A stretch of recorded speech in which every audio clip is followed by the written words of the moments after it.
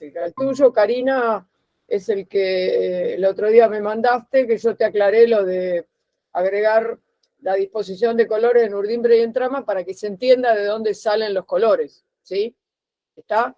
Pero después lo que vi estaba bien. Ah, sí, lo modifiqué, le puse los colores. Simplemente faltaba eso arriba, nada más. Perfecto. Arriba y al costado, digamos, porque si no yo no puedo saber si ese punto es amarillo, verde o qué color es, si no sé cuál es el color de la urdimbre y de la trama, ¿sí? Pero fuera de eso estaba bien, el dibujo estaba bien seguro. Bien. Sí, Belén. Total de los trabajos, porque nosotros contamos 9. ¿Qué tal? Buenas noches. ¿Cómo? No te escuché, ¿eh? No te entendí. Queríamos saber el total de los trabajos, porque nosotros contamos que eran 9 en total. ¿Cuáles trabajos? Los de Del tejeduría, trabajo no. práctico 1, 2 y 3.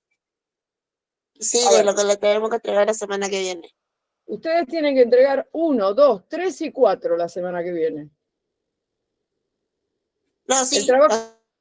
o sea, lo que tenemos que tejer, lo que tenemos que representarlo tejer con es el 1, material 2 que y 3. usemos, lanas, cinta. Trabajo, Claro, vamos a repasar para que no haya ninguna duda.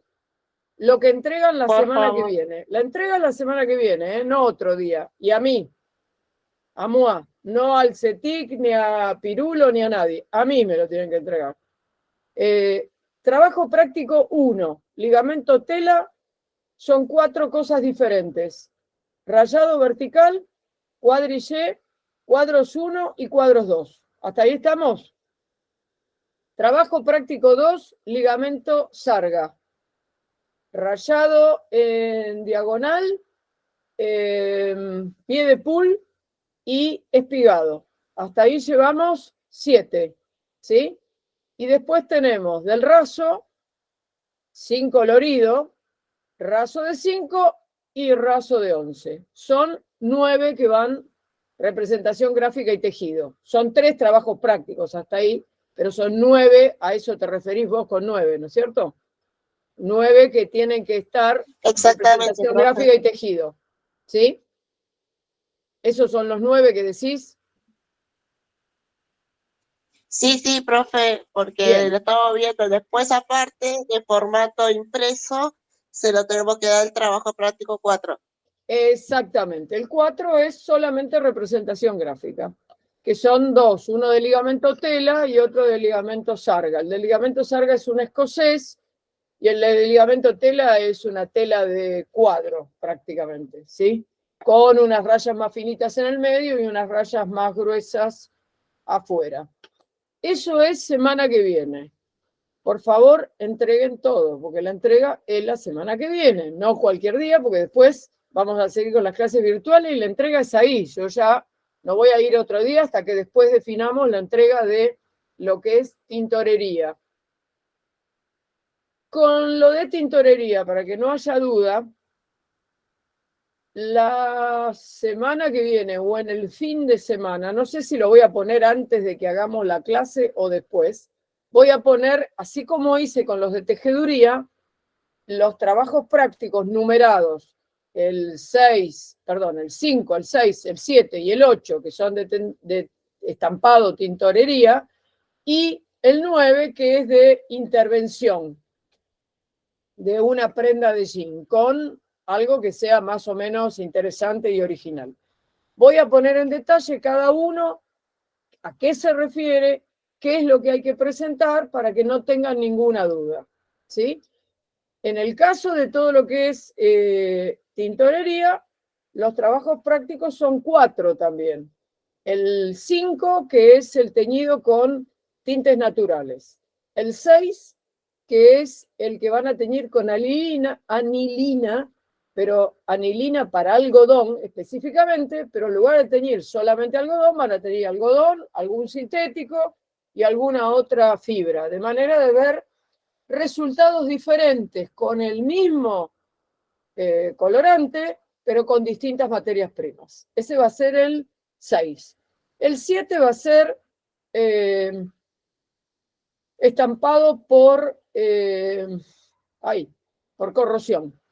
en el cual van a usar lavandina sobre algún tejido de algodón que tenga color, que esté teñido, sobre un pedazo de tela de algodón, no sé, roja, amarilla, negra, algún color oscuro en lo posible, y le van a aplicar lavandina, ya sea haciendo dibujitos y con una matriz, digamos, un lugar donde permitan poner el colorante, o haciendo lunarcitos, o simplemente haciendo un efecto de spray para ver el estampado por corrosión. O sea, en lugar de poner color, saco.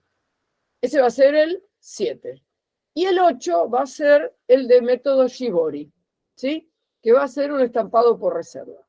Hasta ahí es todo lo que es estampado. Y después va a haber algo de intervención con una prenda de jean cualquiera, que puede ser un pantalón, un short, una campera, una camisa, y vamos a tratar de ver algo original, ¿sí? No es que le ponen 2 botoncitos atrás y ya cambiaron la intervención, hagan algo que sea más o menos significativo, ¿ok?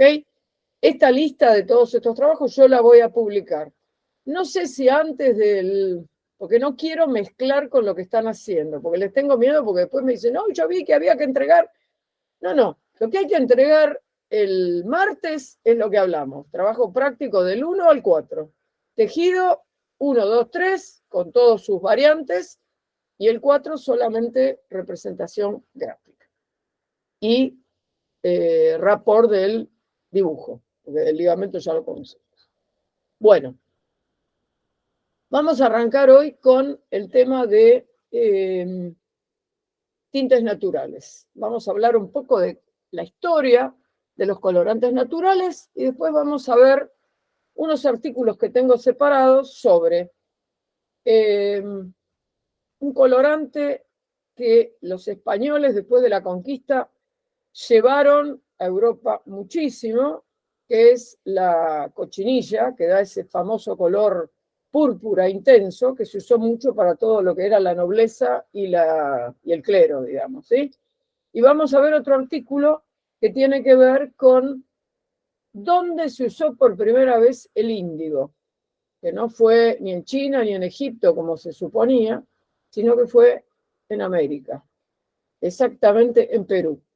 Entonces vamos a ver el uso más viejo que existe del índigo, que es un colorante natural que ahora se hace en forma sintética, que fue el famoso colorante con el cual se empezaron a teñir los jeans a fines del siglo XIX. Tengan en cuenta que el primer colorante sintético recién aparece en 1856. Entonces vamos a hablar un poco de la historia de los colorantes naturales. Me gustaría saber dónde los tengo, por acá, aparentemente. Así me voy guiando con lo que tengo que decirles. A ver, me parece que se agregó alguien más, Morales, que no estaba. Sí. Marina, Melina Antunes, Nadia García, Hola, profe, sí, recién me Hola. acabo de unir. Sí, estoy viendo que te agregaste y que Tiziana ya la había visto, pero ahora veo a Nadia que no estaba. Bueno, están todos, porque ahora ustedes son exactamente 13. De los que eran en un momento que eran 19, quedaron 13. Este grupo algo hace para que la gente desaparezca. Es el único grupo que o se van a otro curso o desaparecen. ¿Qué pasa con este grupo? ¿Qué les hacen a la gente? Bueno, vamos a ver un poco qué pasó con los colorantes naturales. Tengan en cuenta que... Acá estamos pagando derecho al piso, profe. ¿Qué estarán haciendo? ¿Qué estarán haciendo? Era un grupo súper numeroso. No sé si no era el más numeroso de todos, que tenían 19 personas. De las 19, 3 se fueron y otras 3 se cambiaron de horario, se fueron a otro curso. Algo les están haciendo, evidentemente. Puede ser Algo por el horario, profe. Ah, sí, ya sé que no Por son la ustedes. mañana. Quiero pensar que no son ustedes. Pero No, si todos nosotros los somos cambios unos son de este angelitos. curso. No es que de otro curso vinieron acá. No, todos los cambios son de acá para otro lado. Por eso me llama la atención. Bien. Entonces, vamos a hablar un poco de las materias colorantes, pero de origen orgánico. El primer colorante sintético aparece en 1856. Hasta ese momento, todo lo que se usó eran colorantes de origen natural, ya sea plantas, animales, en el caso de algunos insectos que se usaron, o minerales. Era lo que había. Por lo tanto, también todas las materias primas eran materias primas naturales. Por eso todo lo que tiñan ustedes de colorantes, con colorantes naturales, ya sea cebolla, remolacha, espinaca, café, té o lo que fuera, tiñan siempre fibras naturales, o tiñan algodón, o tiñan lana, o tiñan lino. No tiñan sintético, porque en realidad los sintéticos no existían en esa época con los colorantes naturales. Muy bien. Si bien se han hecho muchos análisis químicos de telas encontradas en restos de antigüedades, arqueológicos, etcétera, etcétera, en excavaciones, se han encontrado muchos restos de telas y se han hecho análisis químicos, se ha hecho cromatografía para definir de dónde venían esos colorantes. En muchos casos se ha podido definir el pigmento, ¿sí? Pero no exactamente el origen, porque a veces un mismo pigmento existía en distintas cosas, en distintos componentes, distintas plantas, por ejemplo, tenían un mismo pigmento.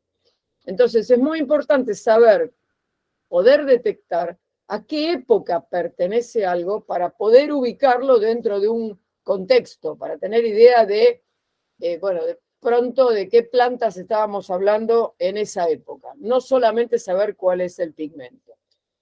Uno de los temas que había con los colorantes naturales era que se terminaran las reservas. No estamos hablando de que produzco algo, como puede ser un colorante sintético, sino que yo tenía que usar lo que la naturaleza me daba y por lo tanto tenía que buscar la forma de acopiar eso.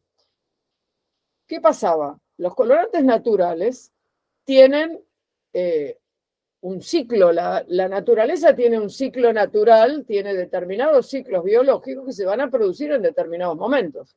Por lo tanto, los tintoreros de épocas remotas tenían que saber bastante de biología, digamos, tenían que saber tanto de animales como de plantas, como de minerales, para poder entender de alguna manera también ciclos naturales que se daban tanto en plantas como en animales para ver en qué momento podían juntar un determinado elemento y cuál era la forma de acopiarlo, porque no era tan sencillo acopiar cosas. A veces se podría hacer una deshidratación, digamos, como para conservar los colorantes, pero no siempre era tan sencillo. Evidentemente, cuando empezó la etapa agrícola, que se empezaron a cultivar determinado tipo de cosas, se pudo mejorar el hecho de tener más disponibilidad de ciertos productos que me daban materias colorantes.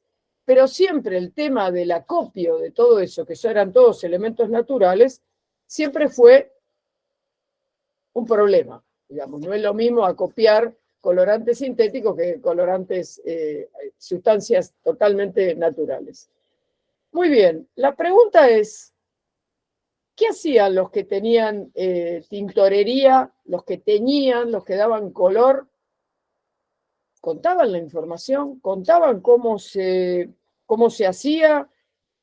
No, en general no contaban nada, porque siempre lo que yo tengo de información es poder. Entonces no voy a compartirlo. Voy a tratar de que esa información me quede para mí, no para todo el mundo. Ahora bien, ¿cuáles eran algunos de los colorantes que se utilizaban antiguamente? Uno era de pronto algo del roble, del nogal, se usaba también azafrán, granada, todos elementos que podía encontrar en la naturaleza. Y también la cochinilla, que se usó durante mucho tiempo, que es un insecto que da un color rojo púrpura, del cual vamos a leer específicamente un artículo, porque representó algo económicamente muy importante para España, ¿sí? Casi tanto como la plata, ¿sí? Y más importante que el oro. Y de pronto de eso no se habla. Y fue algo que se llevaron porque encontraron un colorante maravilloso para ser utilizado tanto en teñido de telas como en pintura, en la parte artística, ¿sí? Y representó económicamente algo realmente grande, ¿sí? Que no sé por qué no se comenta. Evidentemente, todos los que manejaban todo el tema de colorantes trabajaban esto como si fuera algo casi mágico. ¿Por qué? Porque se consideraba como que los colorantes estaban asociados a leyendas y que los dioses habían proveído, en este caso, de la posibilidad de darle el color, de cambiar el color a algo que era blanco de color crudo, de repente que se transformara en otro color, era algo casi mágico. Y de alguna manera lo mantuvieron en la reserva suficiente como para seguir teniendo el poder de algo que los demás no tienen, ¿sí? Poder manejar con eso. Que con el tiempo, es el día de hoy, que el que tiene una información que le genera económicamente algo y que le da unas posibilidades que los demás no tienen, también lo sigue conservando, no es solamente de la antigüedad. Muy bien, en Europa, en la Edad Media, todos los que se dedicaban a hacer tinturas se podían dividir en 3 grupos. Algunos eran los que hervían los tintes y que eran especialistas en lo que tiene que ver con el mordentado. Es decir, especialistas en qué sustancias agregar para que el color se pudiera fijar. Generalmente, esos eran los que trabajaban colores como el amarillo, el naranja, el rojo, ¿sí? Evidentemente. Ya sea también violeta podría llegar a ser. Había otros que trabajaban toda la parte de hierbas directamente, que eran especialistas en procesos de fermentación, que eran fundamentalmente los que trabajaban los azules. Y después estaban el tercer grupo, que eran los que se dedicaban más que nada a trabajar la parte de cortezas de árboles, ¿sí? Y que tienen ricas en tanino, que trabajaban más que nada lo que tenía que ver con colores marrones, grises y colores bien oscuros. Durante mucho tiempo, todo esto de los colorantes fue algo totalmente misterioso, hasta que empezó a avanzar la química y se empezaron a entender algunas cosas que sucedían químicamente con determinadas condiciones.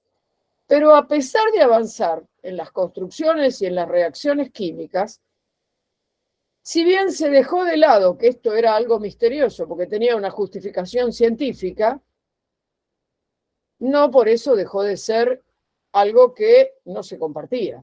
Es decir, lo que antes era mágico pasó a ser algo que lo cuido porque entra en juego el secreto industrial. Tratar de averiguar qué es lo que está haciendo el otro para poder hacerlo yo también.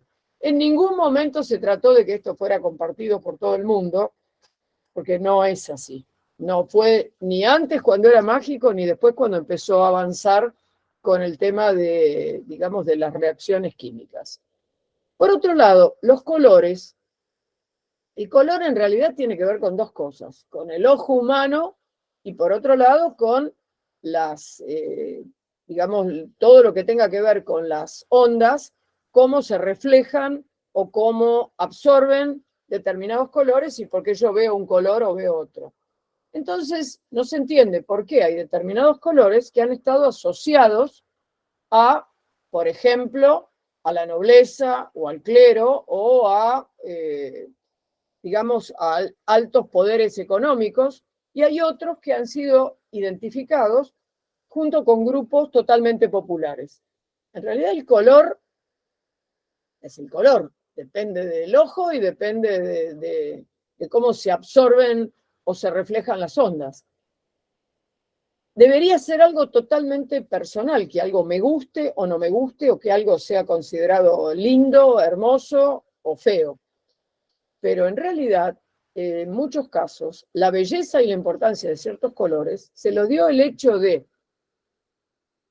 no ser fáciles de conseguir, de tener escasez, de ser algo totalmente exótico, o de tener un proceso de obtención del colorante en sí, de la materia natural, complicado.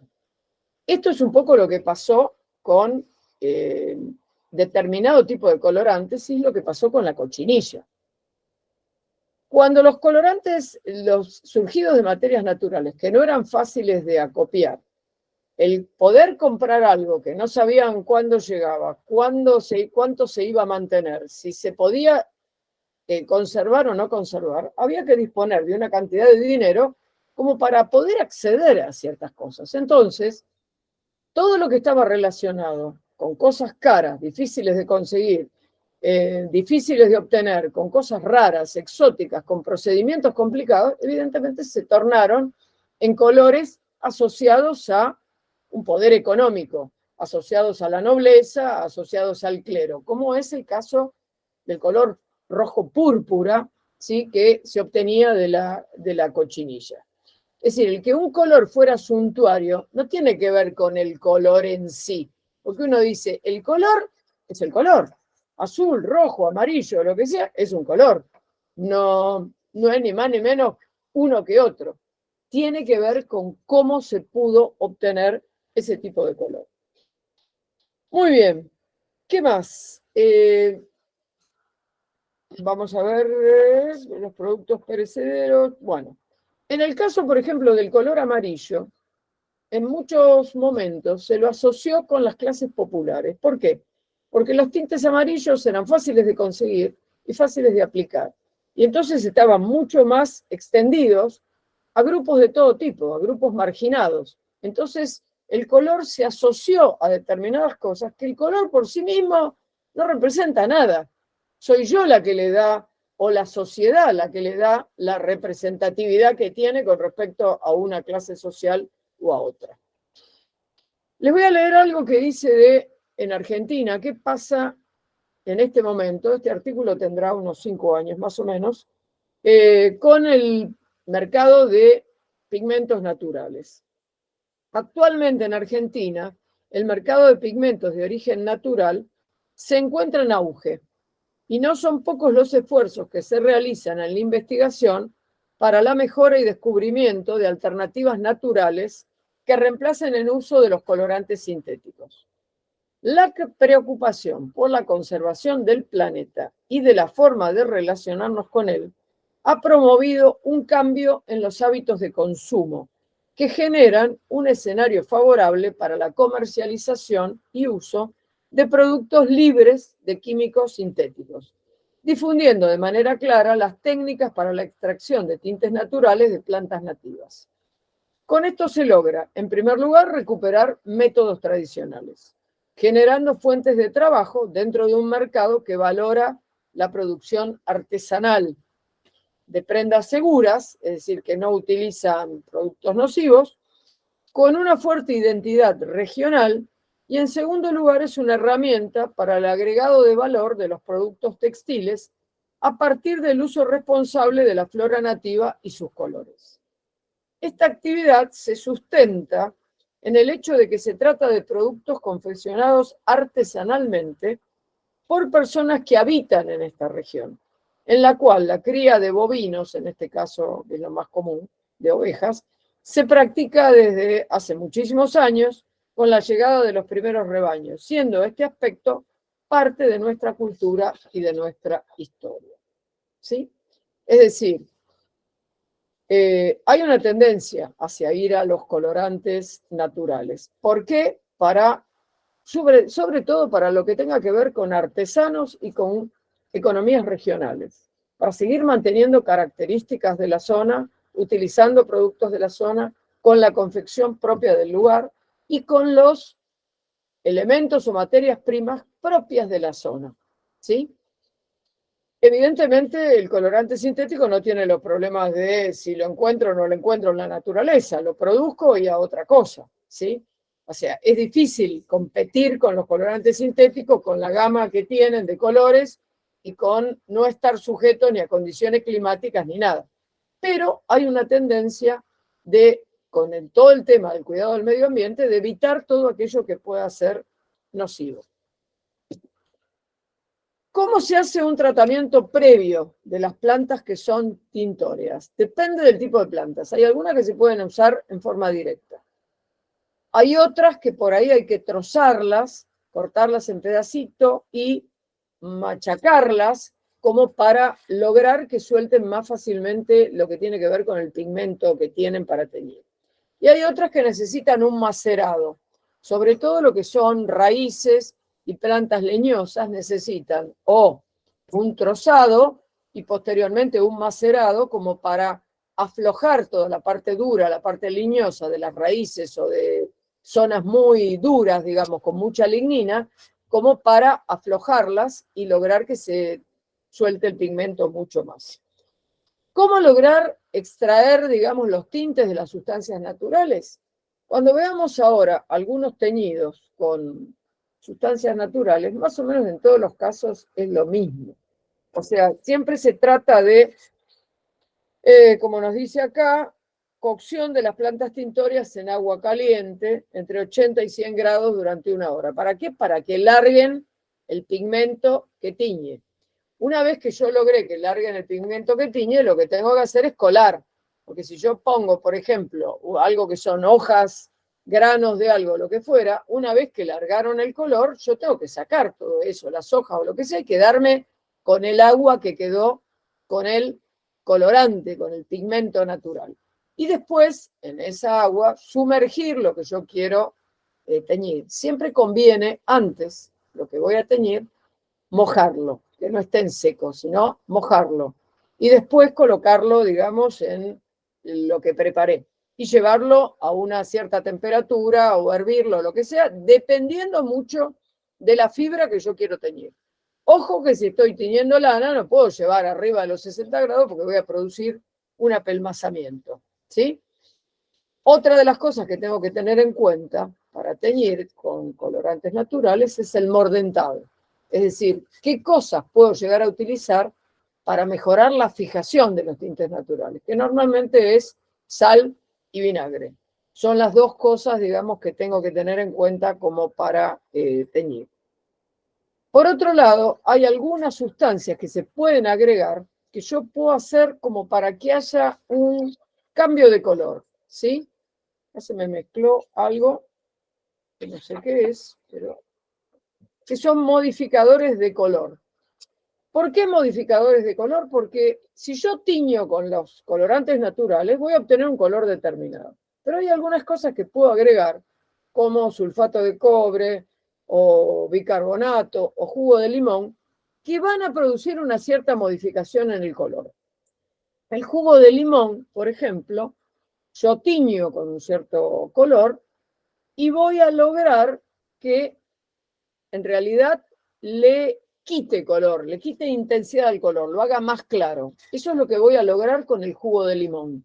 En cambio, con el bicarbonato de sodio va a ser al revés. Voy a lograr resaltar el color mucho más. Si yo agrego, por ejemplo, sulfato de cobre en el teñido, junto con lo que voy a trabajar para teñir, lo que voy a lograr es una tonalidad que tire hacia el verdoso. No es que me voy a cambiar totalmente el color al verde, pero sino el color que voy a obtener va a tener un tinte verdoso. Si uso, por ejemplo, sulfato de cobre, y si uso sulfato de hierro, voy a lograr un tinte más amarronado. Es decir, son todos modificadores del color original que saldría si yo no uso ninguno de este tipo de cosas. Bueno, cuando ustedes hagan teñido con sustancias naturales, fíjense con qué van a teñir y busquen en internet más o menos la proporción. Es decir, en general les dicen cuántos litros de agua, para cuánto, hay que ver cuánta es la tela que van a poner. Porque, por ejemplo, hay, en el caso del método Figori del estampado, les va a decir para 1 kilo de tela, suponiendo que pusieran una cantidad grande, cuánto tienen que poner de anilina para lograr el estampado. En el caso de las sustancias naturales, cuanto más pongan ustedes de elemento con el cual teñir, más va a ser la intensidad y más va a ser la concentración. Todo va a depender también de la cantidad que pongan de materia para teñir, de la cantidad que pongan de tela, de la fibra que estén utilizando, ¿sí? Porque no es lo mismo usar una fibra natural que una fibra sintética, que por ahí no les va a tomar nada. Si todo eso entra en juego. Y también es muy importante ¿cuánto tiempo dejan ustedes sumergido lo que van a teñir? Porque si ustedes ponen y sacan directamente la prenda, es poco lo que va a tomar. Si ustedes lo dejan una cierta cantidad de tiempo, por supuesto, cuanto más tiempo, más posibilidad hay de que el colorante, digamos, penetre. Por otro lado, siempre tengan en cuenta que cuando tiñen, tiene que estar todo sumergido. No dejen una parte afuera del baño de teñido y otra parte que queda adentro. Y otra cosa que es importante, aunque no lo diga, revuelvan cada tanto. ¿Por qué? Porque cuando yo meto la tela, siempre hay alguna parte que queda medio apretada. Entonces, nunca que sea un lugar demasiado chico donde están tiñendo, que sea un recipiente que permita que la tela, lo que ustedes pusieron, tenga lugar como para no quedar apretujada.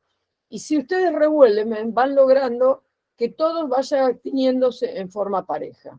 Y siempre que quede sumergido en el baño de teñido. ¿Sí? Vamos a ver entonces algunos casos de teñido con sustancias naturales, a ver qué sugieren, por ejemplo, en internet, que no hay mucha diferencia.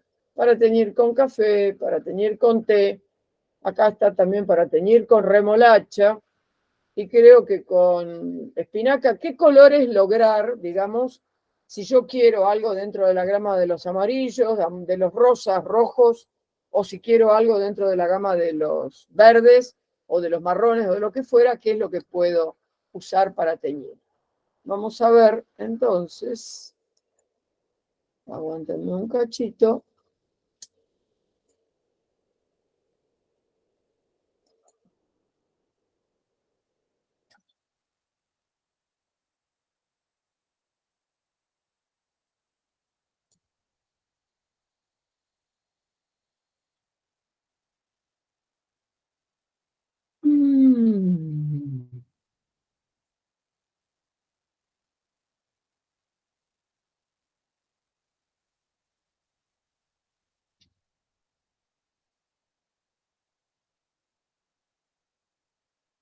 Miren, porque lo tengo el archivo puesto todo al revés. Un momento, ¿eh? Ya alargamos.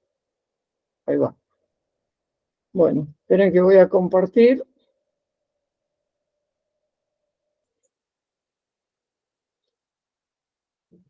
Díganme cuando aparece.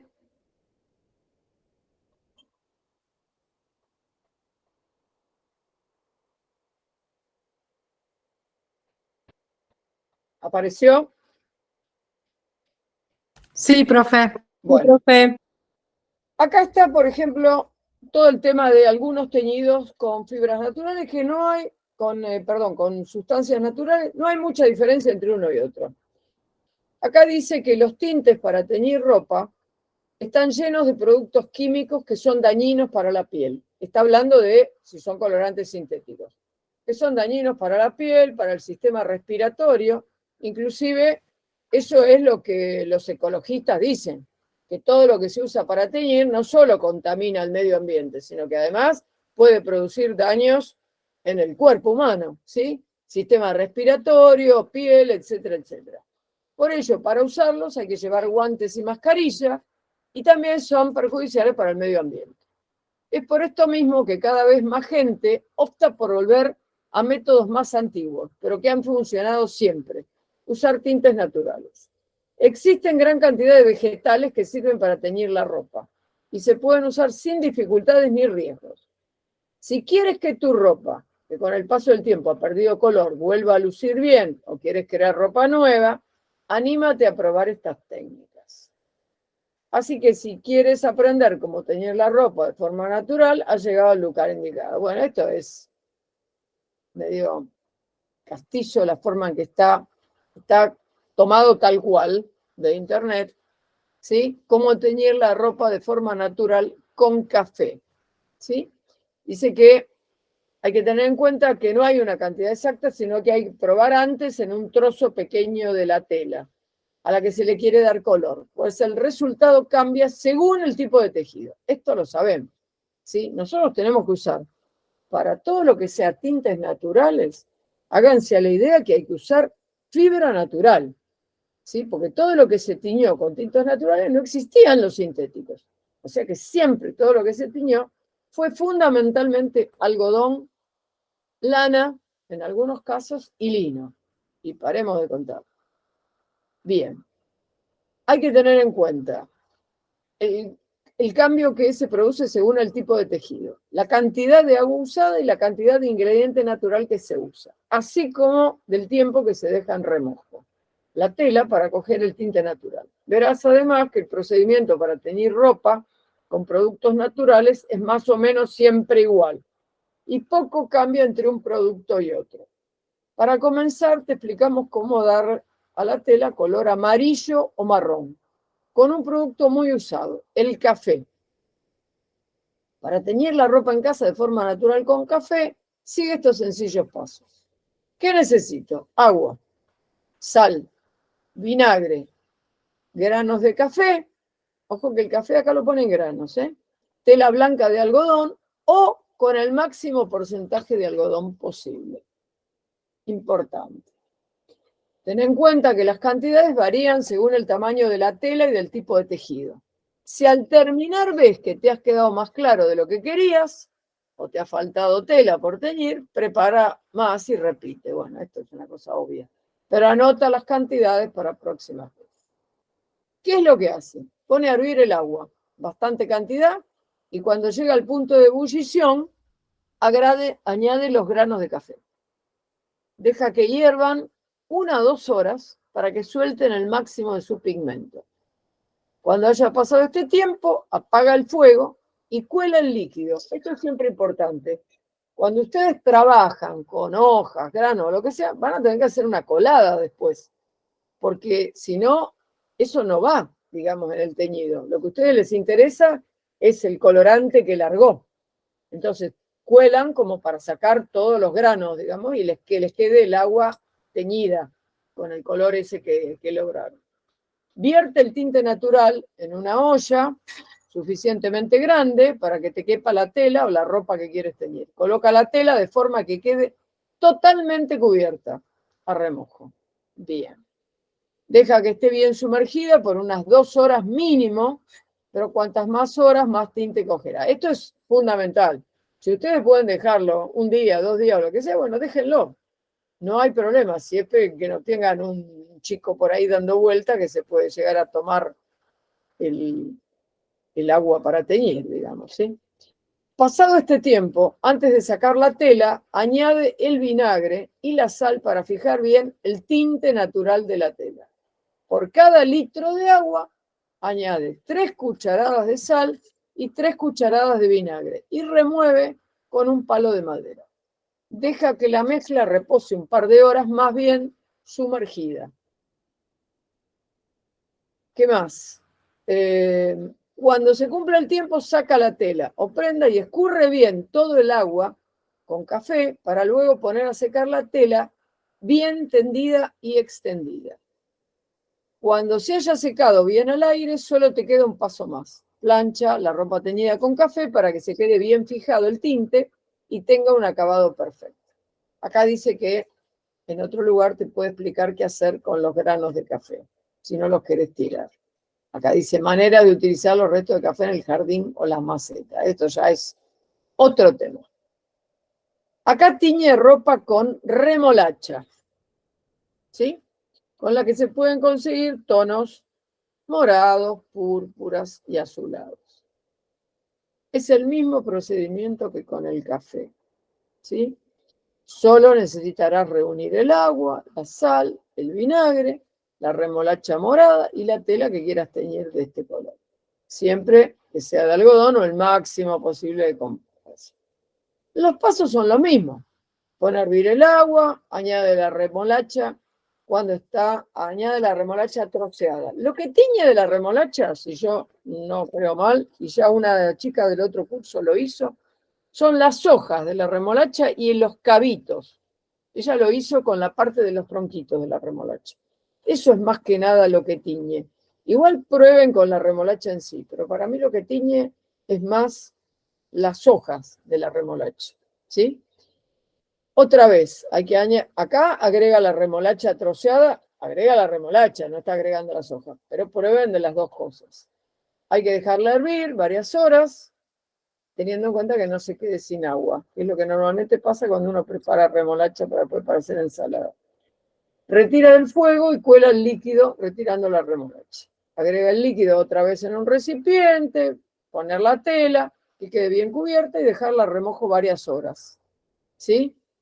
Muy bien. Agrega el vinagre y la sal, remover con un palo y después permitir que se fije el tinte por la mezcla por 2 horas.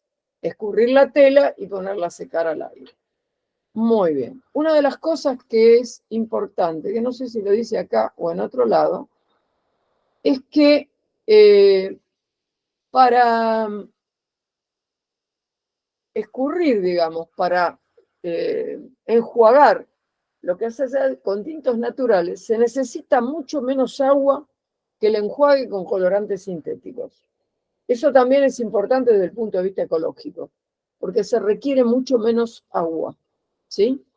Eso también hay que tenerlo en cuenta, de ventaja de los tintes naturales. Acá está tiñendo ropa con té negro.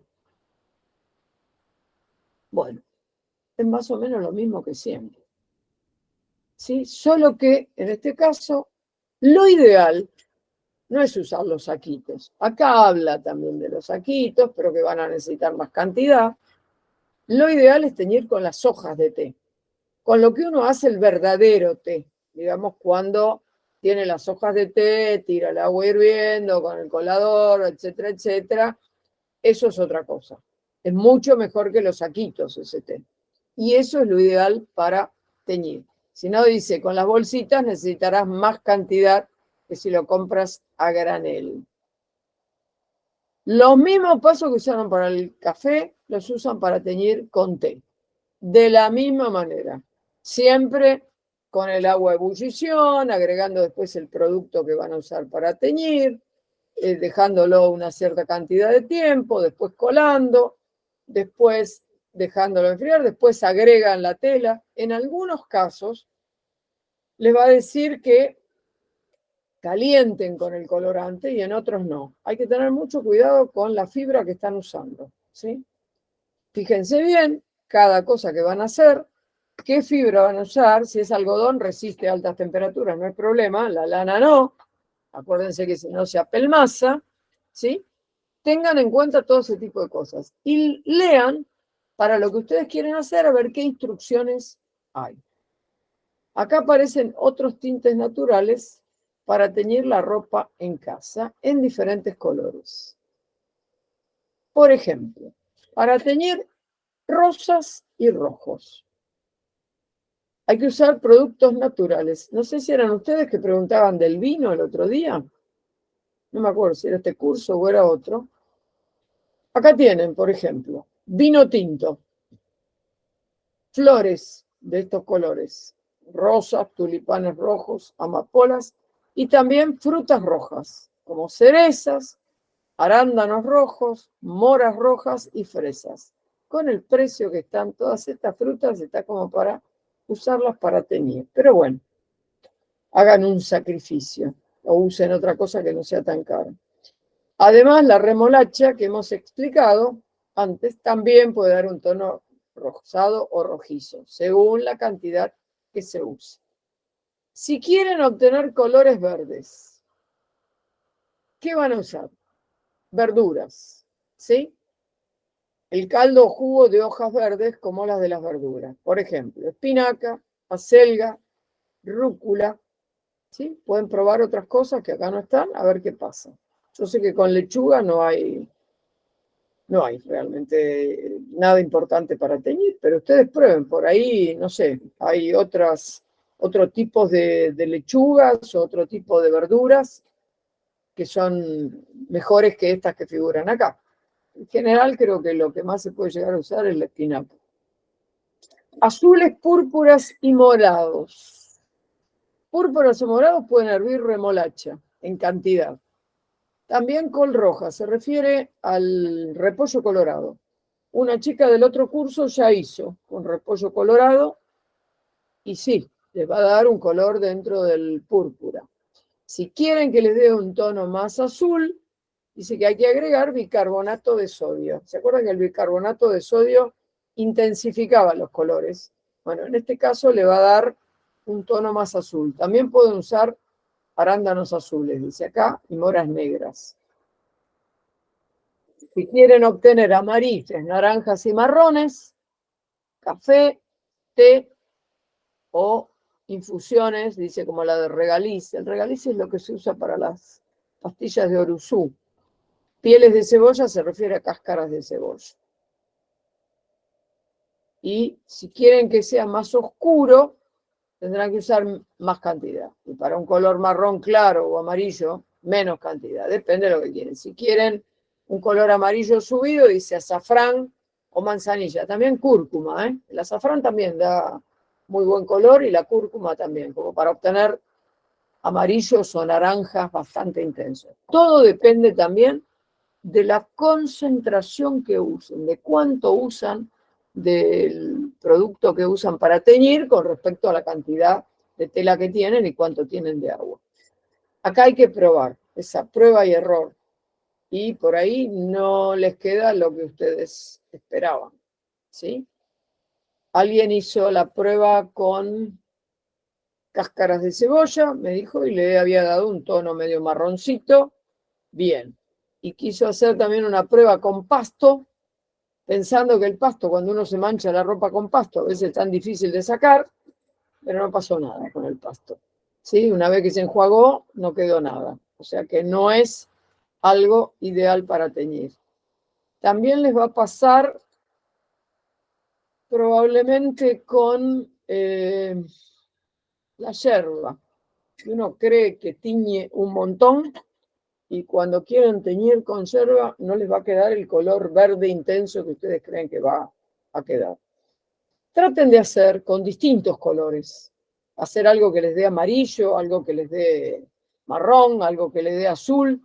Prueben con distintas cosas, como para obtener distintos colores. ¿Sí? Bueno, la cantidad, la intensidad, eso van a tener que probar ustedes de acuerdo a lo que pongan. ¿Sí? Siempre tengan en cuenta que sean fibras naturales. O que si tienen sintético, el porcentaje de sintético sea bajo. ¿Sí? Porque si no, no va a funcionar. Muy bien. Bien. Vamos a ver dos artículos que tenemos como para charlar, que son el de la cochinilla y el de la utilización del índigo por primera vez hace 6.000 años más o menos en Perú, que se creía que el lugar era Egipto y no era Perú. Así que vamos a hacer un cortecito chiquito para que yo me tome un té con miel, porque si no, mi garganta queda desde las 5:30 hablando y toda la mañana que también hablé queda medio destruida. Son y 41.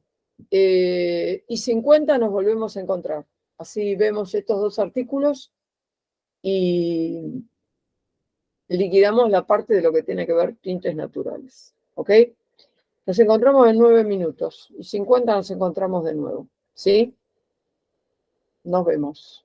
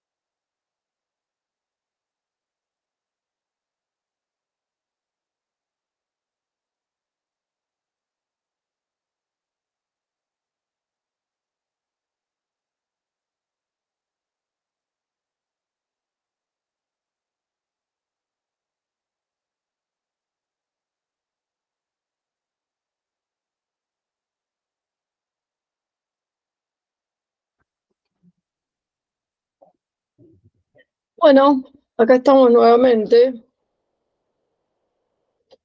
Necesito descansar la garganta de vez en cuando, porque si no, me la paso hablando todo el día. Medio terrible. Bueno, vamos a leer un artículo sobre la cochinilla, ¿sí? El fascinante color del poder que provenía de un insecto, ¿sí? Que económicamente representó un montón de dinero para los españoles, mucho más de lo que nosotros podemos imaginarnos. Hace cosa de unos años se hizo una exposición muy importante en México sobre justamente este insecto que era utilizado y todavía se sigue utilizando, no mucho porque cayó en desgracia con los colorantes sintéticos, para obtener ese púrpura maravilloso que se usaba en la pintura y se usaba en tejidos también, el llamado rojo mexicano, ¿sí? Junto con el oro y la plata, los primeros barcos que navegaron desde el Nuevo Mundo, después de la conquista española, transportaban otro tesoro, un colorante natural que producía un color rojo tan intenso que los artistas europeos rápidamente tomaron como propio. El comercio de este colorante reportó amplias riquezas para la corona española y abasteció la paleta de los rojos que daría color al arte sacro y secular durante más de 3 siglos. Una muestra que se realizó en el Palacio de Bellas Artes, en Ciudad de México, rastrea el viaje del color desde las tierras altas de la Mesopotamia prehispánica, digamos, a Europa. Allí cada vez más se la asociaba con la proyección del poder. El rojo ese estaba totalmente ligado a la nobleza y al clero. La cochinilla cayó en desgracia en el siglo XIX, ya que aparecieron los colorantes sintéticos, aunque más tarde fue buscada por los impresionistas, por los pintores, ¿no es cierto? Basado en un simposio del año 2014, organizado por el museo, la muestra y su catálogo reflejan mucho de los estudios acerca de la cochinilla. Esperamos que tenga resonancia no solo por las obras de arte, dijo el curador, digamos, el director del museo en este caso. Aquí estamos hablando además de economía. Desde los maestros venecianos Tiziano y Tintoretto, famosos en el Renacimiento, hasta Van Gogh, quienes lo mezclaron en muchas tonalidades en decenas de pinturas, los artistas buscaron las propiedades del rojo mexicano que se extrae del pequeño insecto cochinilla. El carmín, escribía Van Gogh a su hermano Theo en 1885, utilizando otro nombre para la cochinilla, es el rojo del vino y es cálido y vivaz como el vino. La cochinilla, un pequeño parásito que se alimenta del cactus de pera espinoso, era un cultivo doméstico en México y Perú en épocas prehispánicas. La hembra era secada y triturada para extraer el ácido carmínico rojo y con aditivos de diferentes grados de acidez se producían tonalidades que iban del rosa claro al púrpura profundo. El colorante todavía se utiliza. La muestra, esta del museo, comienza con un trozo de tela de 300 años antes de Cristo, cuyo tinte rojo todavía está visible. El colorante fue utilizado en muchas oportunidades desde la conquista española en 1521. Las crónicas españolas dan cuenta de la maravilla de los colores vívidos del colorante de la cochinilla en venta en la capital azteca, Tenochtitlán, y el primer embarque pronto partió para España. Para mediados del siglo, tal como escribe el curador de la muestra, la cochinilla era transportada a granel hasta Sevilla.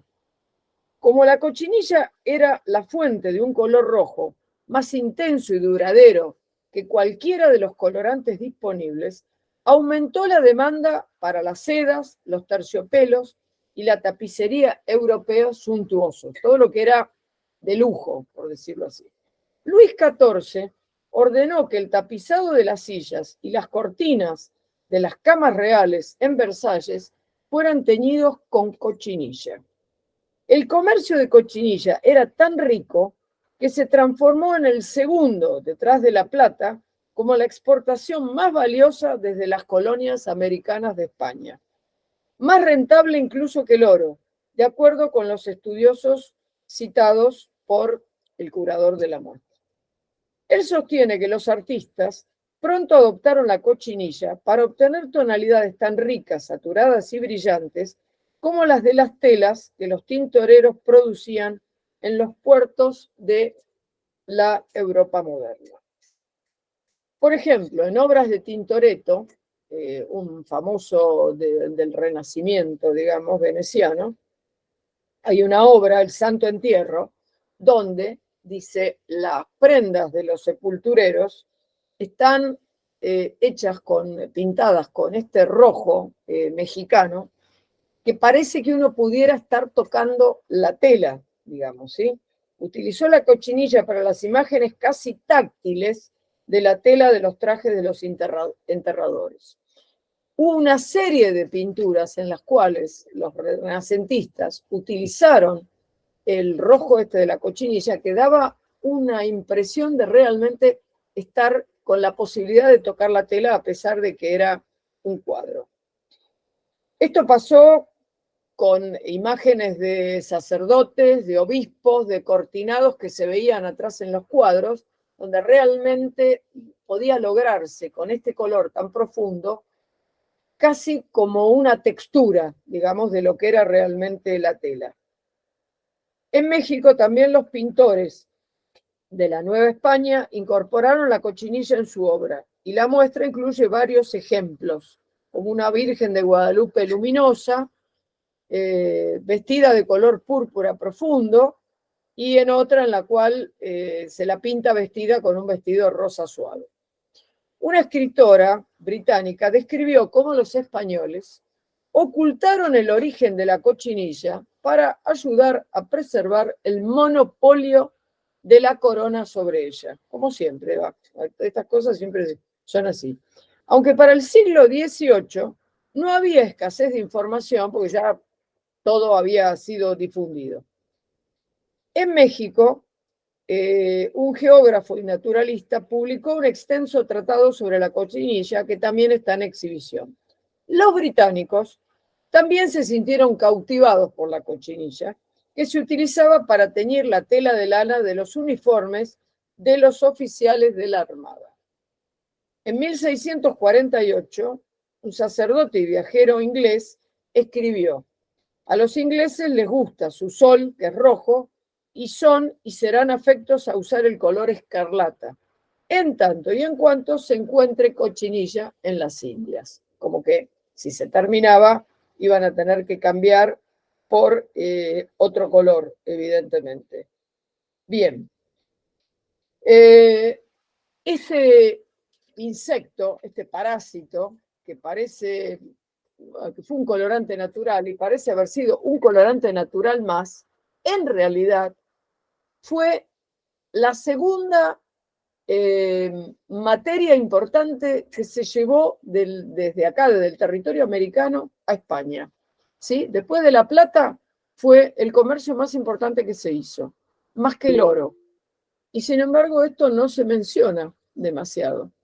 Y fue un motivo económico de ingreso muy importante, y además España generó un monopolio con todo ese tipo de cosas que lo manejó, digamos, dentro de Europa, pero teniendo siempre la posibilidad de la obtención de las colonias americanas, fundamentalmente en México. Bien. Otro de los temas que es interesante es lo que tiene que ver con el índigo.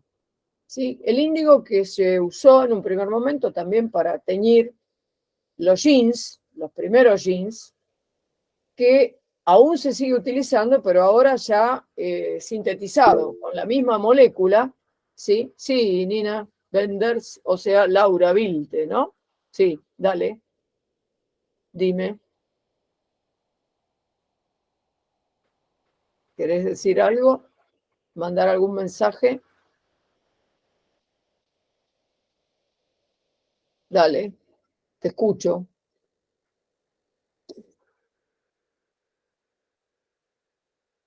A ver, no sé qué me quieres decir.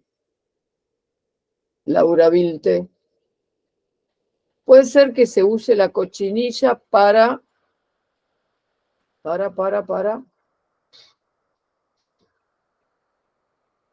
En realidad todavía se sigue usando. Para dar color.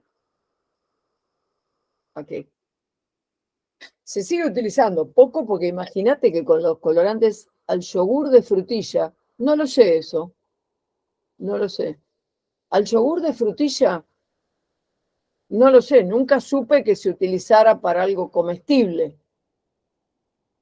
Lo podemos averiguar, no lo sé, porque la cochinilla, digamos, como colorante con ese rojo intenso, ese rojo mexicano, como le dicen, se usó para teñir terciopelos, sedas, digamos, telas suntuosas, y además se usó mucho en todo lo que tiene que ver con la pintura, con los grandes pintores. Ahora, nunca lo escuché relacionado con lo comestible, pero puede ser, puede ser. ¿De dónde lo sacaste? Que hay muchas notas sobre eso.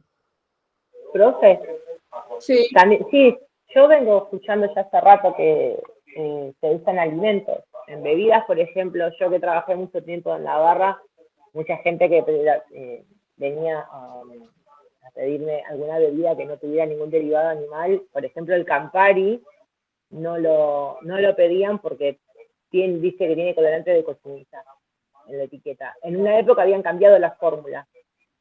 No sé si fue cuando mira, se no dejó lo de sabía traer. yo eso. No lo sabía. Puede ser, el color es un rojo muy intenso.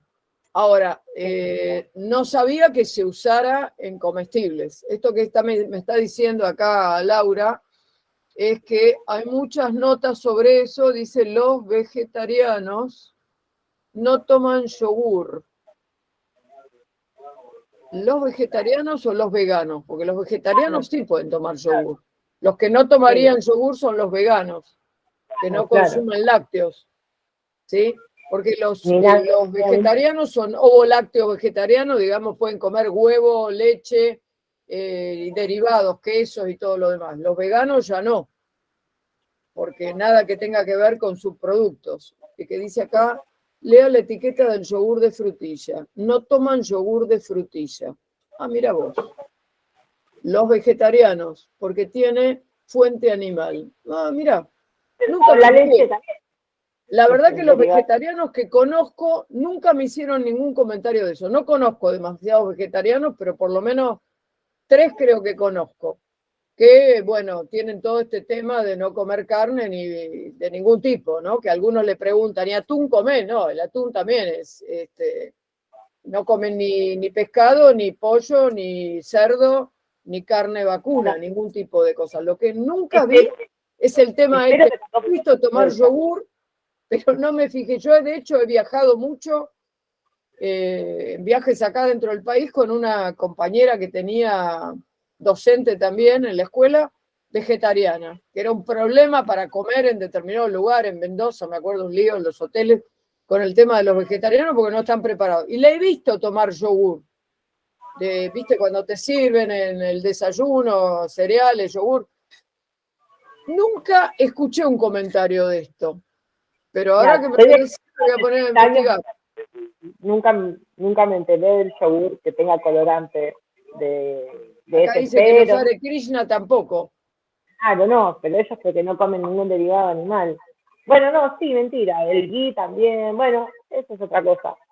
Yo hasta donde yo sabía, sí, lo del colorante del Campari, porque me ha tocado hacer eventos y sabíamos que esas bebidas no las podíamos llevar.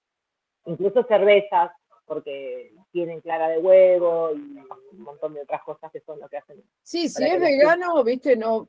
Los veganos, desde ya hay una cantidad de cosas que no, pero los vegetarianos nunca vi que hicieran comentarios. Los que conozco, nunca les vi hacer comentarios con esto del yogur. Y del Campari tampoco, porque vos me estás hablando del Campari, que tiene un color rojo hermosísimo el Campari. Nunca les escuché ningún comentario. Ahora, por ahí no lo saben tampoco. Yo personalmente no sabía de esto de la cochinilla, pero me voy a poner a buscar. Porque uno siempre lo busca relacionado con lo textil y resulta que se la está comiendo.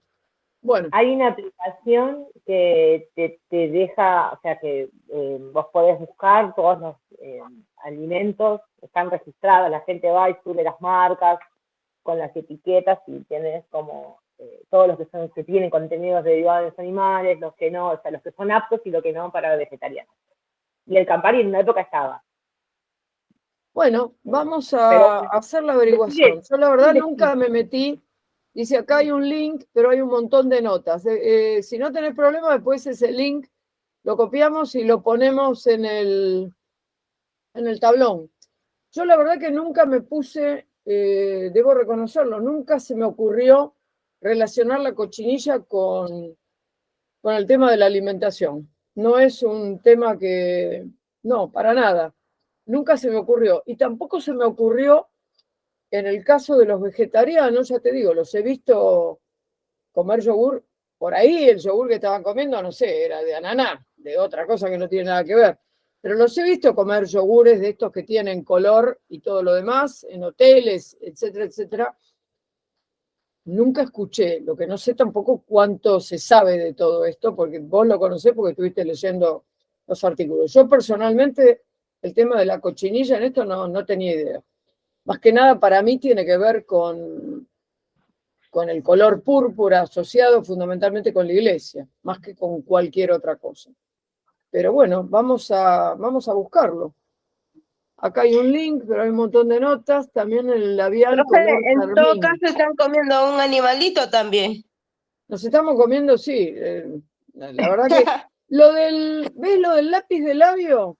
El labial color carmín, eso sí lo escuché, pero no en el yogur, ni en el Campari. Ahora, la verdad que a mí el Campari me gusta, pero ya pensando que tiene la cochinilla adentro, ya creo que lo voy a mirar de otra manera. Acá dice que tiene... Pero podemos pensar, todas las bebidas tienen el colorante, ¿Cómo? profe. ¿Cómo? Si nos ponemos a pensar, todas las bebidas tienen colorante. El No, Frisé, el colorante Bar, sí, lo que pasa que por la ahí cerveza. no de origen animal, qué sé yo. Si te pones a investigar no comes nada. Profe, ¿sí? la cochinilla es origen animal.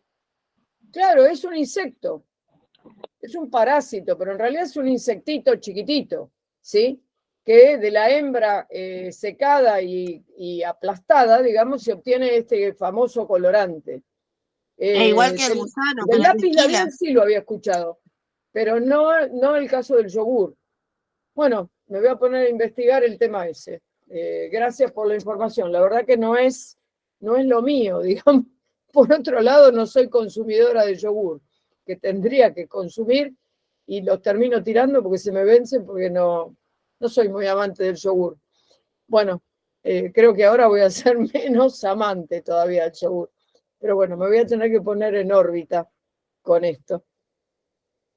¿Qué vamos a hacer? Bueno, voy a averiguar. Para la próxima me voy a poner a averiguar para el yogur de frutilla. Ahora, cuando termine la clase, voy a ponerme a mirar el tema este del link que ella puso ahí. Lo voy a copiar. A ver, ¿qué pusiste acá?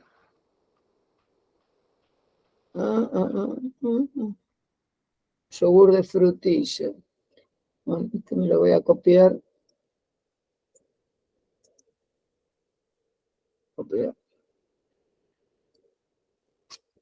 Bueno, sigamos. Vamos a ver entonces el tema del índigo y de dónde se lo encuentra por primera vez, en qué tipo de tela y dónde. Dice, el jean azul se popularizó a fines del siglo XIX en Estados Unidos, pero podría tener un antepasado de hace 6.000 años en la costa norte de Perú, específicamente en Huaca Prieta, un yacimiento arqueológico en la región de La Libertad. Se trataba de una terraza ceremonial de barro y piedra usada hace 6 milenios para rituales y entierros. En la década de 1940 había sido excavada por primera vez por un arqueólogo de Estados Unidos, ¿sí? Encargado por el Museo, digamos, de Historia Natural de Nueva York. Las ruinas se hicieron conocidas entonces por las telas de algodón que se encontraron ahí, que eran las más antiguas jamás halladas en América. Esto fue en 1940, en la década del 40. Después de 70 años, o casi 70 años, en el año 2007, un antropólogo de Estados Unidos también decidió volver a excavar el lugar. Nadie lo había tocado en 70 años, le explicó este antropólogo a BBC Mundo. Es un lugar peculiar en el que la conservación es excepcional. Durante la investigación, encontró restos humanos, restos de comida y más de 1000 piezas de tejidos de algodón en buen estado, pese a los milenios que habían transcurrido. En el año 2009, o sea, 2 años después, este antropólogo le pidió a un arqueólogo especialista en textiles para que se uniera a su equipo, porque eran tantas las muestras de textiles que habían encontrado que necesitaba un experto en el tema. Su misión era determinar qué tipos de tramas, estructuras y materiales habían usado los antiguos peruanos para fabricar las telas y con qué colorantes las habían teñido. Esto era, digamos, lo que se tenía que dedicar este especialista.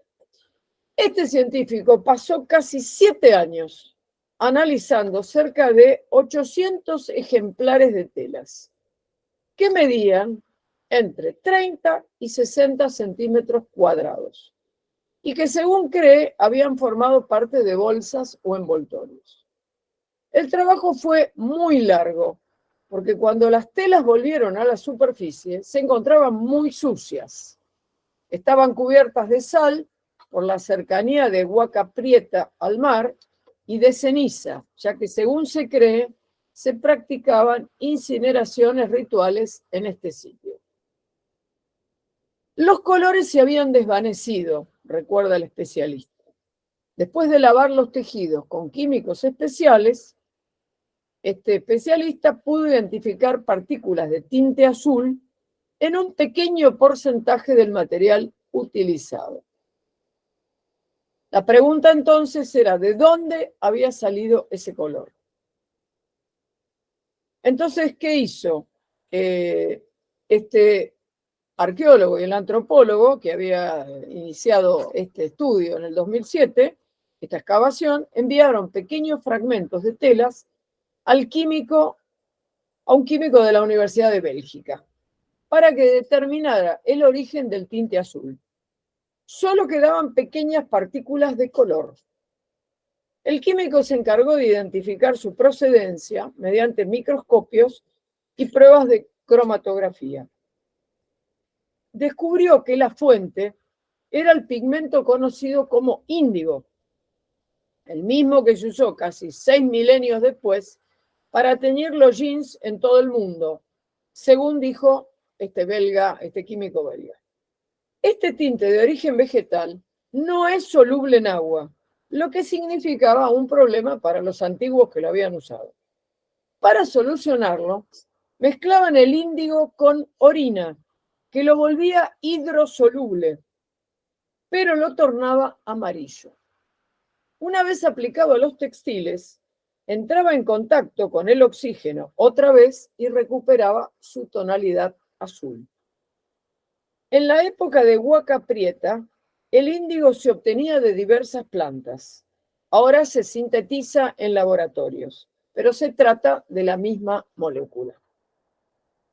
Hasta hace poco se pensaba que el índigo había sido usado por primera vez en América, en Ocucaje, en el sur de Perú, en la cultura Paracas, hace unos 2500 años, según el estudio difundido por una revista de ciencia.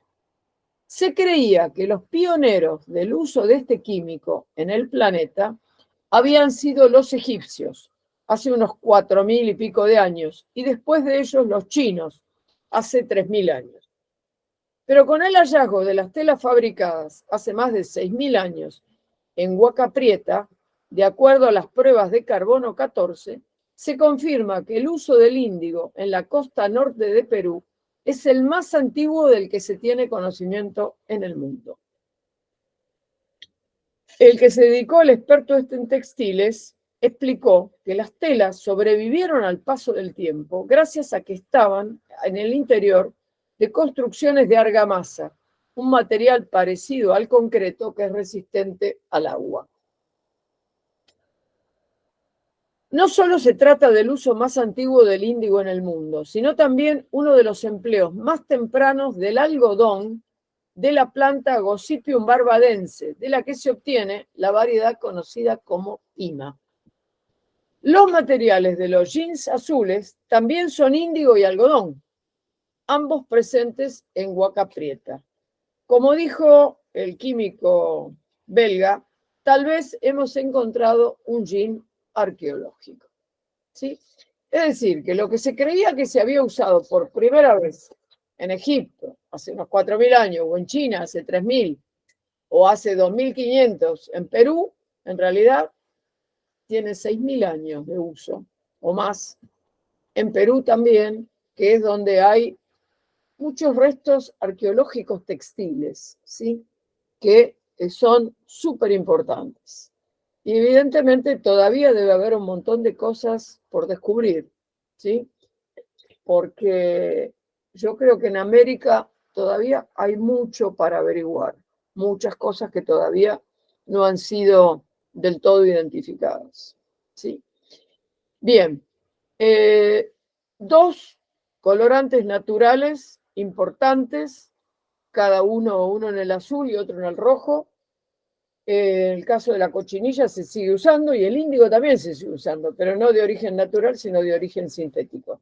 O sea, son dos colorantes naturales que aún hoy se utilizan, ¿sí? Vamos a averiguar después esto de lo que tiene que ver con los alimentos, que no es lo mío, pero bueno, vamos a averiguarlo porque es interesante. Yo del lápiz labial sí había escuchado, pero no del caso del yogur. Pero vamos a averiguarlo. Total, no nos cuenta nada. Bien, semana que viene nosotros nos vamos a encontrar en el CETIC. Si alguno por algún motivo tiene algún inconveniente y no puede ir, no intente dejar en otro día, en otro horario, en la recepción, en la secretaría o en donde sea, porque no se lo van a recibir. Quedamos que solamente lo recibo yo porque se han perdido en algún momento algunas cosas y no quiero que vuelva a pasar eso. Así que únicamente el martes de la semana que viene, en México, en el CETIC de México, yo recibo los trabajos prácticos, ¿sí? Esa es una de las notas que vamos a tener para este cuatrimestre. La otra va a ser lo que tiene que ver con los trabajos de tintorería. Vamos a también empezar, después que veamos esto de tintorería, a hacer lo que habíamos dicho de una descripción de una serie de tejidos que en lugar de hacerlos como yo había pensado en algún momento, y que en algún momento lo hice, lo vamos a hacer más con un criterio de un libro de diseñadores que encontré que me parece interesante. Vamos a separar los tejidos en grupos de acuerdo a la característica de los tejidos. No tanto por cómo están tejidos, sino por qué le otorgan a la prenda. O sea, hay algunas telas que se les considera estructurales, digamos, ¿sí? Que tienen que ver con las estructuras, que no son las que se pegan al cuerpo, sino que dan formato a la prenda. Hay otras que tienen que ver con la fluidez, o sea, con la caída. Hay otras que tienen que ver con la ornamentación para crear determinado tipo de prendas muy cargadas con respecto a todo lo que tenga que ver con adornos. Hay otras que tienen que ver con la expansión, o sea, telas que no se pegan al cuerpo, sino que se van para afuera. El caso de los tules, por ejemplo. Y vamos a armar otro grupo también que tiene que ver con telas que tienen que ver con la compresión, o sea, elastizadas y que se pegan de alguna manera al cuerpo. Vamos a hacer esa separación y dentro de eso vamos a ver qué telas tenemos en cada uno de los grupos. Más que nada por la característica que tienen con respecto a si yo quiero algo estructurado para hacer un pantalón, una camisa, es una cosa. Si quiero algo que tenga una caída determinada, va a haber diferencia en la característica de la tela cuando yo la sujeto y cómo cae, y el peso que tiene que tener si yo quiero algo que tenga estructura. No puede ser algo terriblemente liviano, porque si no, no mantendría la estructura de lo que es una camisa o de lo que es un saco. Es distinto si yo quiero un vestido de fiesta donde justamente quiera eso, algo muy liviano con una gran caída. Así que esa es después que terminemos con todo esto de tintorería, vamos a ver ese tema de distinto tipo de telas. Vamos a tener, después de la del 10 de octubre, que es la semana que viene, vamos a tener otra clase presencial cuando hagamos la entrega de los trabajos prácticos de tintorería, que será seguramente en noviembre, perdón, o principio de noviembre o mediados de noviembre, por ahí, y después vamos a tener otra clase presencial que va a ser la última del año, donde si quedó alguna cosa pendiente, alguna cosa, no todo, no todo, ahí vamos a algo para corregir, lo vamos a resolver en esa fecha. Porque yo ahora, en el caso de esta materia, la tengo que cerrar el último día de clase, porque ya después hay fecha. Para los que no la aprueban, me parece que ahí pegadito. Si termina el 24 de noviembre, supongamos las clases, fin de noviembre, 1 de diciembre, ya seguramente hay alguna fecha que tiene que ver con la materia. Si todo está aprobado, no tienen que dar nada. Si no está aprobado, porque no presentaron lo que había que presentar en la fecha que corresponde y demás, bueno, hay un examen que tiene que ver con la parte teórica y tiene que ver con además presentar lo que falta. No es solamente presentar lo que falta, porque si no es fácil, no lo presento y después lo presento en la fecha de examen. No. Implica que tengo que dar un examen de toda la parte de teoría. ¿Sí? Quiero que quede claro, porque después hay algunos que me dicen, no, yo no lo pude presentar, entonces lo presento cuando sea fecha de examen. No, porque con ese criterio, entonces cualquiera deja sin presentar y presenta la fecha de examen. No, la fecha de examen implica que tengo que contestar una serie de preguntas que tienen que ver con la teoría. ¿Está claro? Fecha el 10 de octubre para presentar trabajos prácticos de tejeduría y después fijamos la fecha de los trabajos prácticos de tintorería. Una vez que terminen con la tejeduría, empiecen a hacer pruebas, ¿sí? Yo voy a publicar la lista de trabajos prácticos para que no haya ninguna duda. Y voy a ver si publico también este link que mandó recién Laura con el tema del yogur. Así se ponen a buscar también, averigüen en qué se usa la cochinilla, porque ahora ya estoy medio sugestionada con todo esto. Bueno, nos vemos la semana que viene en el CETIC. Lleven todo, así ya lo vamos sacando del medio, todos estos tipos de trabajo. Nos vemos en el mismo horario de siempre. Yo voy a estar en el CETIC desde las 5:30, ¿sí? Porque tengo primero el otro curso y después ustedes. Si llegan antes, voy a estar de todas maneras, pero si no, en el horario habitual. ¿Ok? Nos vemos el martes que viene, entonces. ¿Sí? Nos ¿Algún vemos. comentario, alguna pregunta, algo? Cualquier cosa, siempre tienen el tablón para hacer alguna pregunta o lo que fuera. ¿Está? Nada más, nothing else. Nos vemos el martes. Ok. Profe, Luz Marina, profesora, ¿sería en el mismo horario? Sí, en el mismo horario. Sí. Sí, ¿quién habla? Ahí. ¿Quién es? Yo, profe, pero es Sí. algo, a ver si usted me puede ayudar.